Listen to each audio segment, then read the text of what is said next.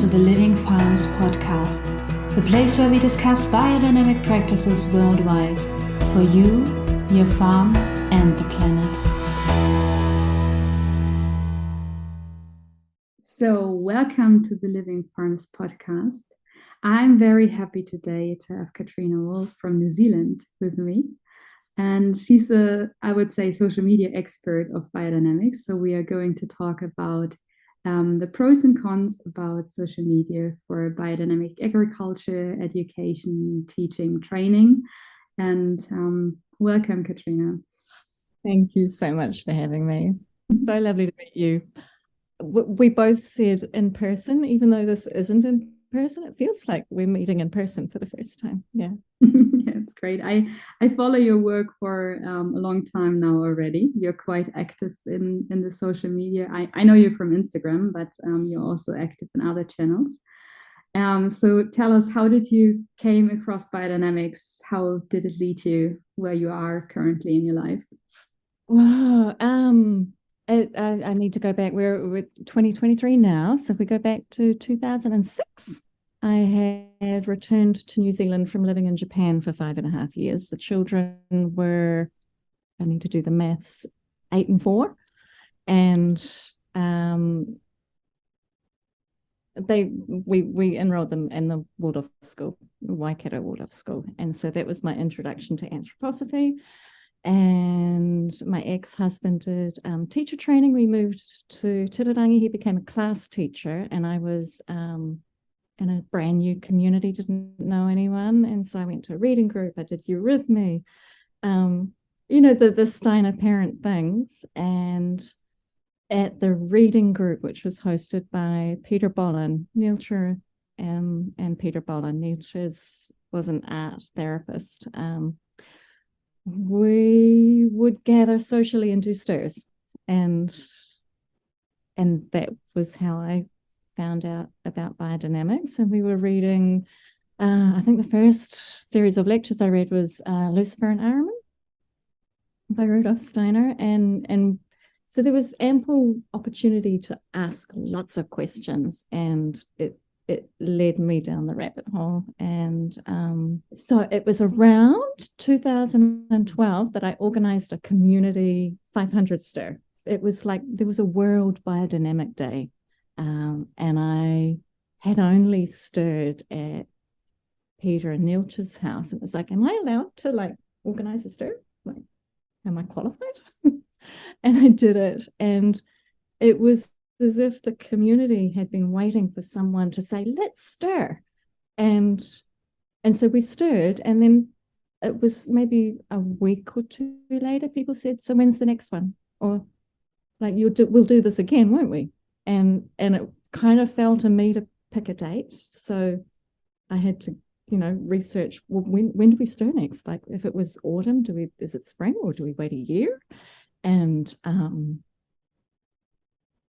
so I kind of found myself being the person who was organizing stirs.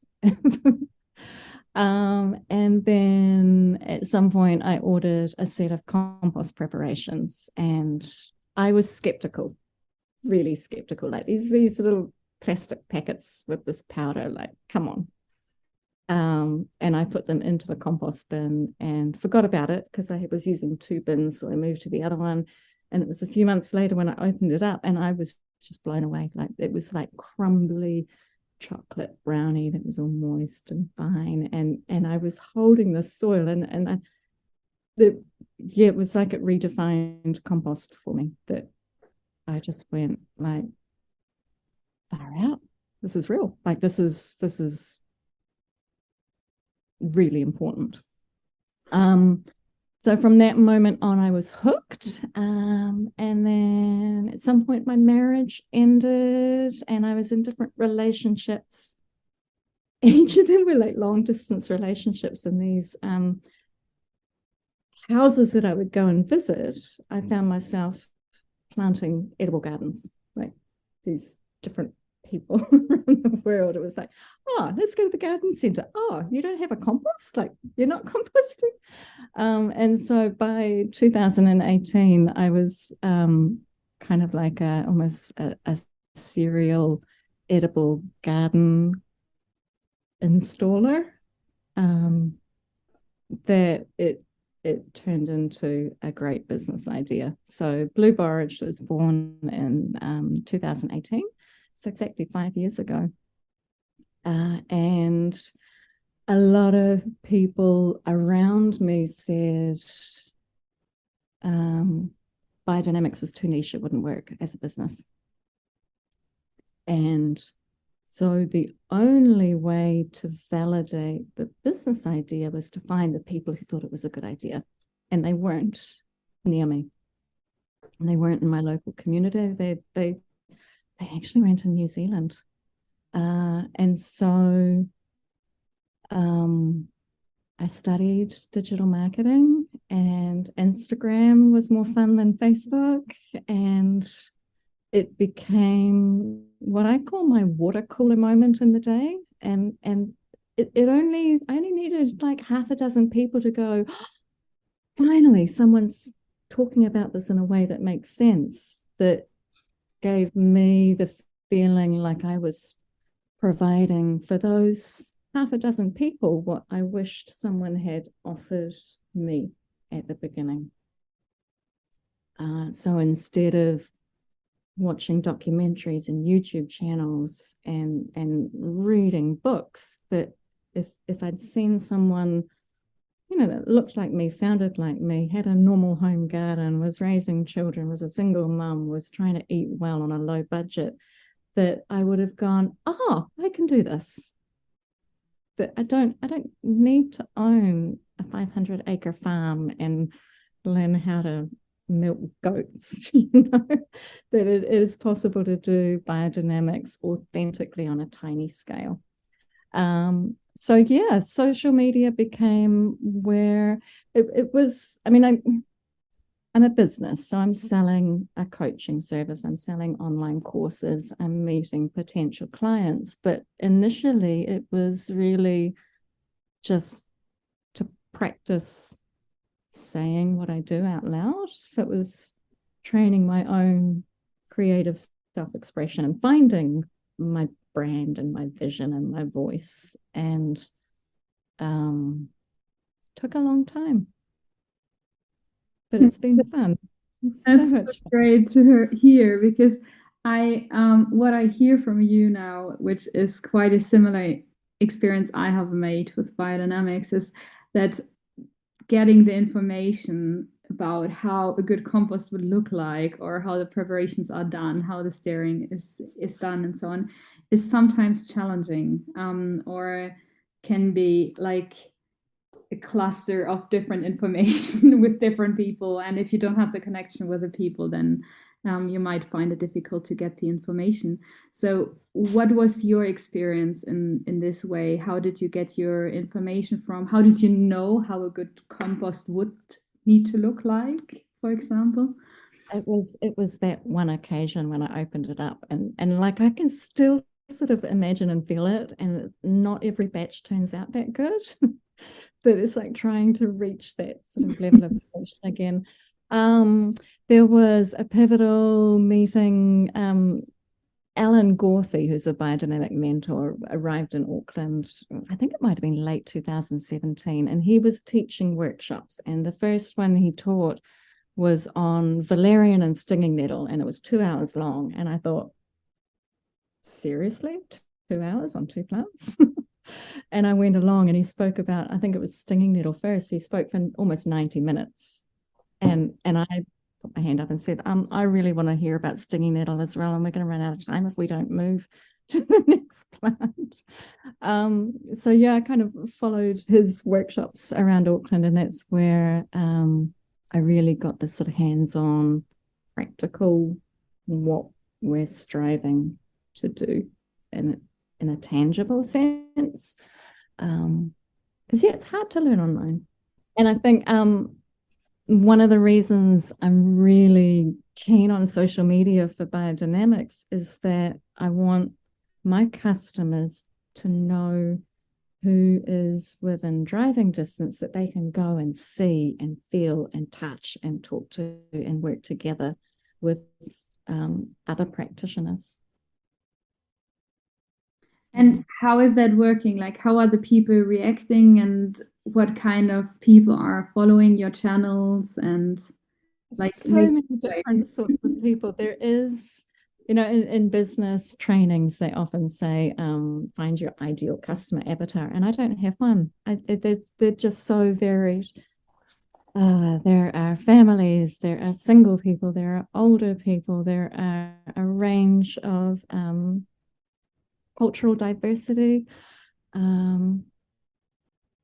Yeah, it continually surprises me. I think one thing that a lot of my customers have in common is a love of flowers and beauty and a sort of gentle attitude.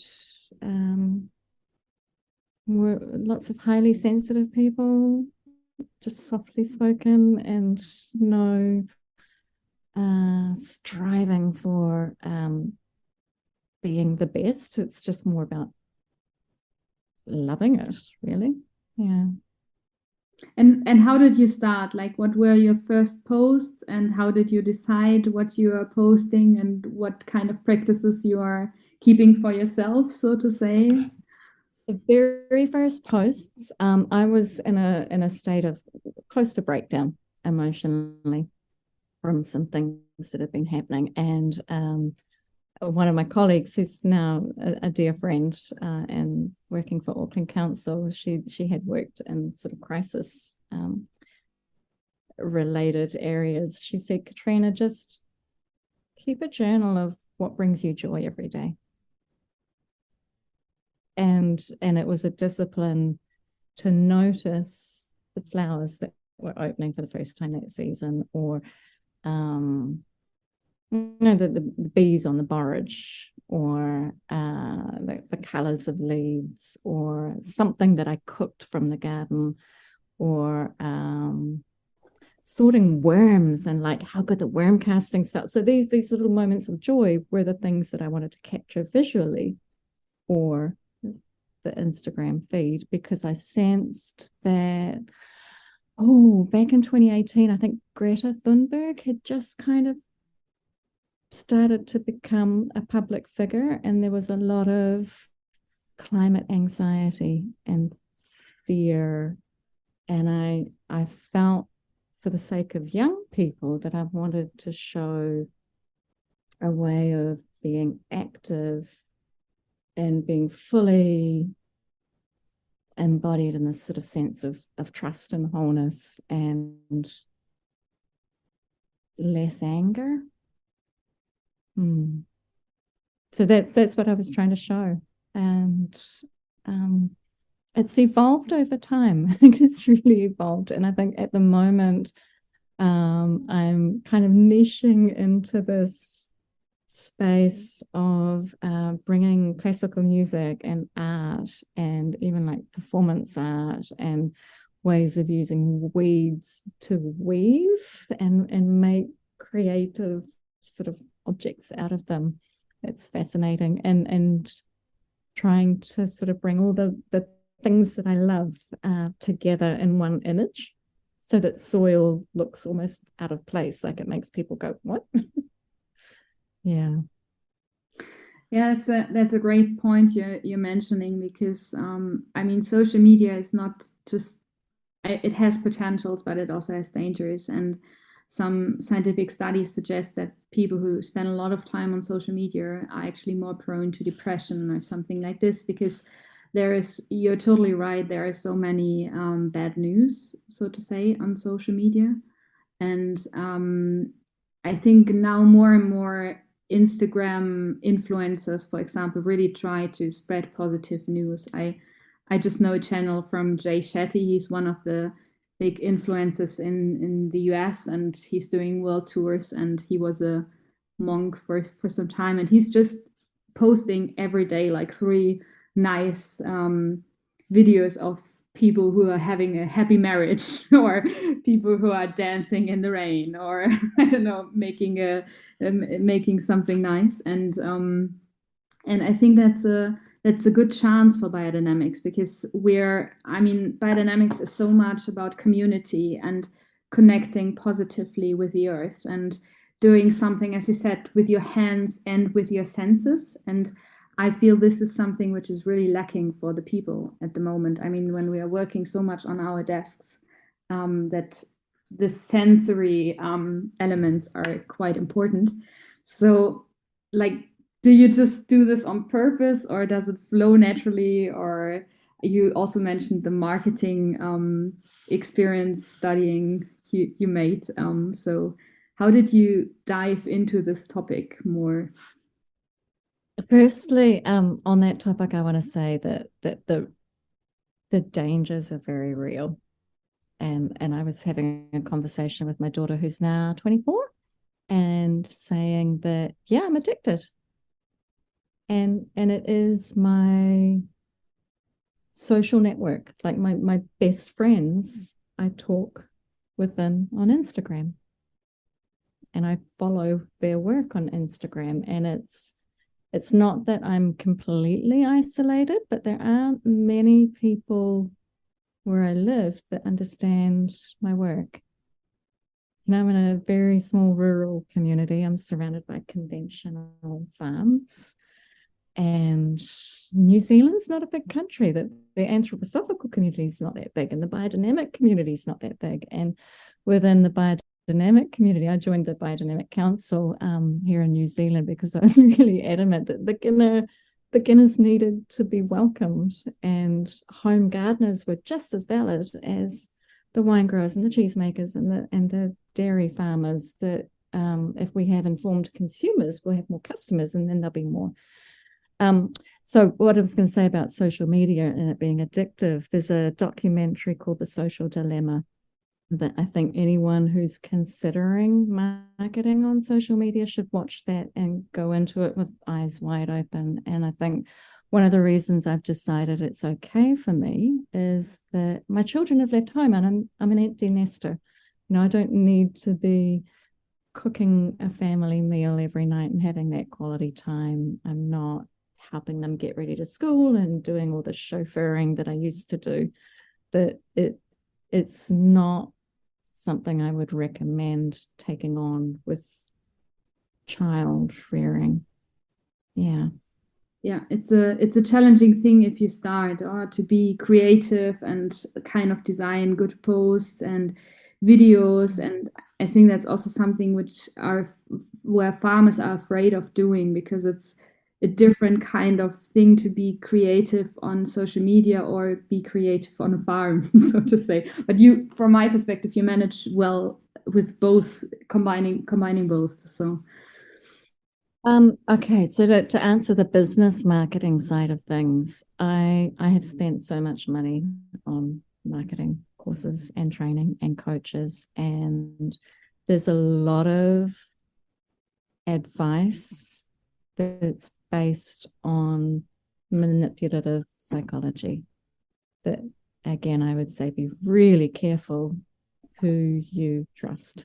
And I think we all, there's a sense of recognizing truth when you see it. And I know you're a musician, I'm a musician, that when you play music and you feel the resonance of something that's truly beautiful, you can recognize that in some of the business coaches in the world. So there are two that I would mention. One, Ruth Poundwhite has been a big influence on me, and she started her business as an introvert, wanting to be herself online. And one of her key phrases is, slipped out of my mind, you're the right person for your right people. That we are all so unique that we just need to be ourselves. And when we shine bright as our true selves, then the right people recognize that as truth. And the other people will find their person. And I'm not for everyone, and that's fine. The other person that's been really helpful has been Amy Walsh. And she has a program called the Visionary Syndicate within the Bureau of Tactical Imagination. And so she works with a lot of creative business owners who are kind of trying to break capitalism or build a better way of doing business in the world. And what she taught was creative directorship. So becoming the creative director of your business and being visually paradigm shifting in a way, and going deep and letting that shine. And one of her sort of key messages was that when your work is so broad and rich and deep, you can't throw it all at people all the time, all at once, that it's got to be bite-sized little snippets. And if people want more, they'll come back, and then they get another snippet. And maybe it's like an artist with a body of work. You go into a museum or an art gallery and you look at each picture one at a time. That there's no real logical starting point and end point. You wander to where you feel pulled. So within my work, some people are really into working with herbs, and others are flower farmers, or there'll be people that want to grow the most delicious vegetables, or who are worm farmers, that they'll find the little pieces that resonate with them. That's a good point, because for me, one of the challenges with biodynamics and social media is that biodynamics is so beautiful, complex. So it's for me, it's really an art of farming as well, so to say. And sometimes I mean, social media is and has to be in a way a little bit superficial, I would say. So it can function as an entry point for people to get interested with a certain topic. But for example, when I started with media work for the section of agriculture at the Goetheanum, the average time of people spending to watch a video was above 3 minutes. And then within the last years, it decreased. Now I think we're saying that reels should be between 15 to 30 seconds. So like, and for me, it's always a challenge. Huh? I mean, already to communicate biodynamics in 3 minutes is quite challenging, but to communicate it with 15 seconds is it's not easy. But when you say this now, like to just have small snippets of information, and there you can go still into depth, then this would be a good possibility, I think. And I would say you can communicate something profound in 2 seconds. Just the vortex in a bucket, just 2 seconds of that, with even one line of text. If someone is scrolling and they catch sight of that, I think something happens in their brain. And if enough of us did that, we would normalize the practice of stirring quite quickly. And how do you see the current communication of biodynamics is? I mean, because I still think that in a lot of the communications we are attached to making, as you said, like with the plants, to talk about the plants for a long time. And then, of course, there are valuable information in it, but sometimes it could be easier communicated with maybe experiencing it. Are we too much head-based in communicating biodynamics, or should we rather focus on communicating in a more experienced way? So to experience the biodynamic practices rather than talking about it. I think what I would say to that is that anyone who wants the information can do a Google search and find it. It's all out there. The books have the step-by-step, the why, the how to, the how much, the when, the what. It's all there. What I think is missing for a lot of people is personal reasoning. And so I did a survey yesterday and today saying, what is it about my social media that you find useful? And I asked people who follow me. And so many of them are saying that I really enjoy seeing you in the garden talking about why you're doing this thing today. And I'm just one person. I'm not the perfect person, and there'll be other people that have different reasons for doing different things, but it's one example of how to do it. And I think that is, if people can see themselves a little bit in what I'm doing, then they go, oh, I could do that too. Gosh, that's really easy. She just like put a bucket outside in the rain, and the next morning it was half full of rainwater, and now she's like that thing that I saw her make a month or so ago. She's now in that bucket, and that only took 10 minutes. I thought biodynamics was really difficult. That doesn't look difficult. I could do that. I went down to visit my daughter and my granddaughter, who's just turned 1, and I stirred CPP with my granddaughter. And she had her hands in the bucket. She's just kind of playing with the water. And then when I'm sprinkling it out of the garden, she's dipping a container and throwing it. And why not? Yeah. Yeah. So I avoid a lot of the intellectual explanations because I know, A, other people are doing that really well, and I'll leave it to them. And B, people can go looking for that online and find the factual information that they're looking for quite easily. Yeah, so maybe I was really happy to see this because I just saw it today before doing the podcast with you, that you just asked your community about your social media and what they are thinking. So maybe if it's okay for you, we can dive a little bit into the reactions and see what the people were saying, or how they behave with social media. Yeah, okay. So I'm opening the file up. So I've got oh, I've got 28 responses, which doesn't sound like a lot from, there's 5,000 people following me on Instagram. But the energy it takes to click and fill out a survey, I'm quite happy with 28. So first question. If you watch my Instagram stories, even just a few of them every now and then, what do you find useful or interesting? All of it. Another person said, the realness of the content. You're out there doing actual things to make a difference and educate people. Relevant information for us in our composting journey and integrating worm farms into our garden.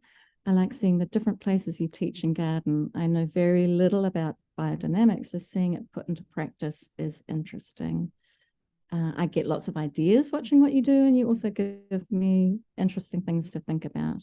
And someone said, all the small pockets of wisdom that you share. I often just kind of randomly ponder, this happened yesterday, and it's got me thinking this, and this, and then, yeah.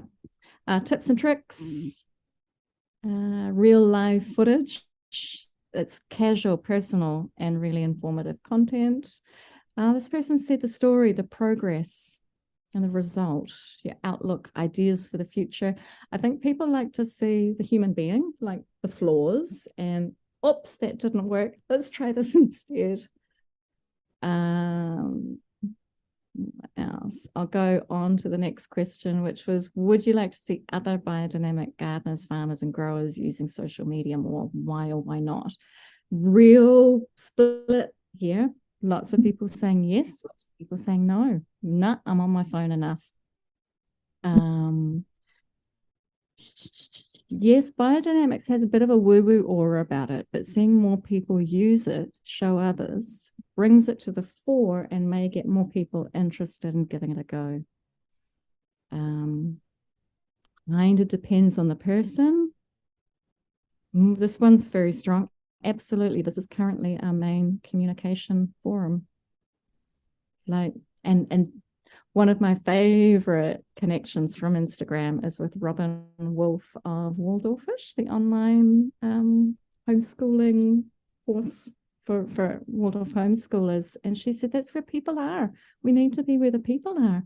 And I feel like if we hide biodynamics, then the people who are ready for it, how are they going to find it? Especially if they live in the middle of nowhere, that there's no one in their area practicing it. The next question was, should I leave the term biodynamic out, given that it's a little bit off-putting for some people? Because sometimes I don't mention it. It's just common sense gardening. And I think Rudolf Steiner didn't name it biodynamic. Someone else did after the agriculture courses. I'm not sure of the exact history of the term biodynamic, but I've heard people call it cosmic agriculture, holistic agriculture, spiritual agriculture. So when I asked that question, people, again, different sort of polarizing reaction. No major need to use it, in my opinion. Either works.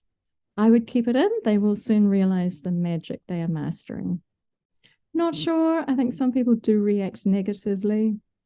Indifferent. Dropping it in every so often casually makes it seem undaunting.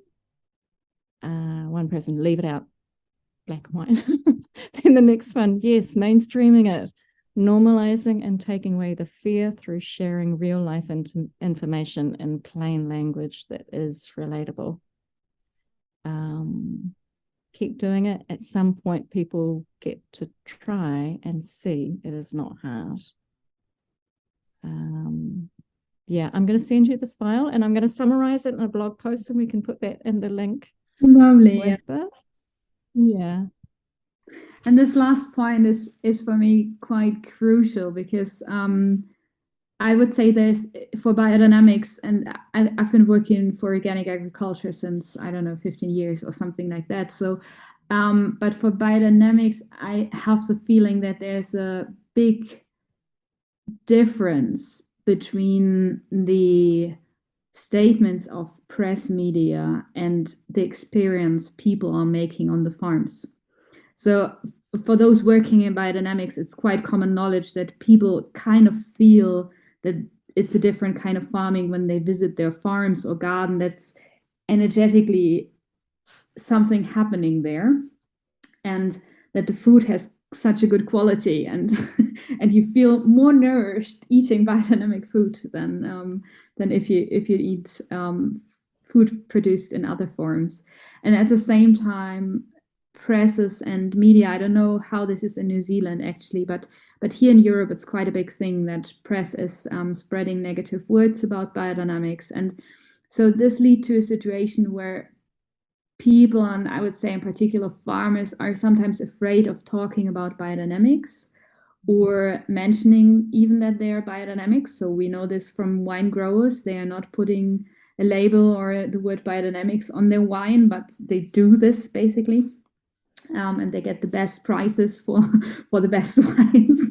And so how do you feel we can overcome this gap of personal experience and press, negative press? It is so hard.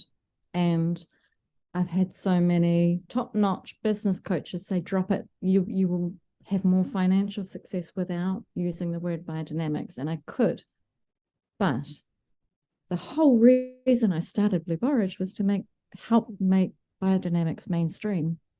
And that is like, if I have to hide the reason I started my business, then I'd rather, I don't know, go work in a garden center or something. And looking back in recent history at the people that have now become famous who obscured biodynamics, if they had just been a little more courageous, we could be in a drastically different position now. So yeah, I'm willing to be that person that will speak truth to power and continue to do so. And there's a phrase from Steiner that I keep coming back to, and it's in a lot of my online courses. Enliven imagination, feel responsibility, and stand for truth. I think he gave that as a motto to the teachers in the set of lectures he gave, the Foundations of Human Experience, I think, Study of Man. And so that sense of responsibility weighs really heavily on me at times, that here in New Zealand, food is getting so expensive and our soil health is declining. Our water is not clean. And we have so many cows that if we could just show how good the cow manure is and show how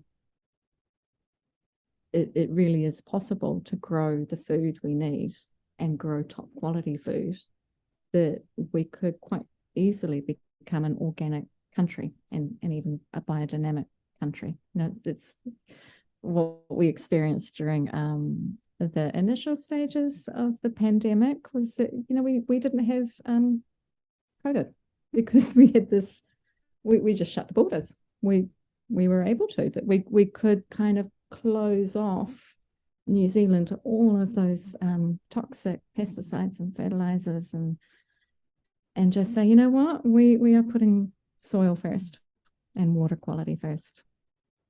Yeah. And I think the indigenous culture here in New Zealand, the Maori culture, there's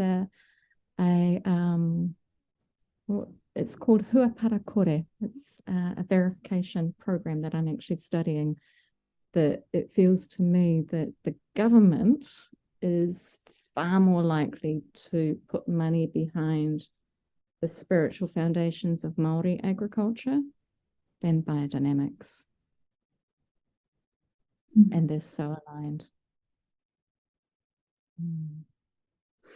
Yeah, and that's one of the beauties as well of biodynamics, or that you can combine it with traditional agriculture and combine it with other practices while still using is not the right word, but while co-creating with biodynamics, I would say. Choosing which of the biodynamic tools are going to work for that situation. Yeah. So I love that aspect of you mentioning that your main goal was to spread mainstream biodynamics, and I think that's also quite common with farmers that or gardeners, that they learn from one another, and that it's so important to see how other people are dealing with certain issues or what they're doing on their farms or in their gardens. And this is also the feedback of your people and community with the little survey you just did. And so for me, I really would love to motivate other people to follow you, to create more synergies all over the world, and to use this kind of technology to not separate from one another, but to really connect with one another and come together, exchange, and so on. And at the end of each podcast, I'm always asking the people the question of what are your 3 main reasons to keep up the work in biodynamics, and what keeps you motivated to still go further in that areas you're working. Okay, the first one is there's a sense of urgency. I'm 49 years old. I'm not going to be growing my own food forever. And the trajectory we're on, I don't see the next generation feeding me biodynamic vegetables unless I teach them how to grow them. So there's that, wanting my granddaughter to have good quality food and know that when I stop being active in a professional sense, that I'll feel like I've done my bit. The second reason, it's about respect, and respecting the earth and respecting people, to recognize what is needed for the earth, that putting aside all our sort of political motivations and financial motivations, that it's literally for the earth. And then thirdly, it kind of relates to the first one. One of my programs at the moment is called Junior Soilpreneurs. And I just have so much faith that the next generation, given the opportunity, will step into creating a profession of making beautiful soil and figuring out how to make that a livelihood that more and more people will want to embrace and create. I sort of feel like it's not that I'm paving a pathway, but I'm trying a bunch of stuff so that the people who come after me don't have to make the same mistakes and they can get somewhere faster. Yeah. That's a lovely aspect. Thank you, Katrina, because that's basically what we wanted to do, maybe also with this podcast, to let the people speak that are working in biodynamics from the different stages. So from being at 1 year experience to like people who have 20, 30 years experience with biodynamics. And we wanted to include many different perspectives with this Living Farm project. I really would like to leave people with the idea to spread their word about biodynamics. Be aware, of course, of the risks of spreading it, as you mentioned, but still be brave and feel maybe also proud of what you're doing on your gardens and on your farms, because it's a lovely work you're doing for the earth, but also the community and partly also for yourself. So I thank you very much, Katrina, for taking the time and being in this podcast and taking the chance to have this chat here. So thank you very much. Thank you. Thank you for all the work you've done on every episode. I've really enjoyed listening to them. You're very welcome. And yeah, we always see one another. So thanks for joining in.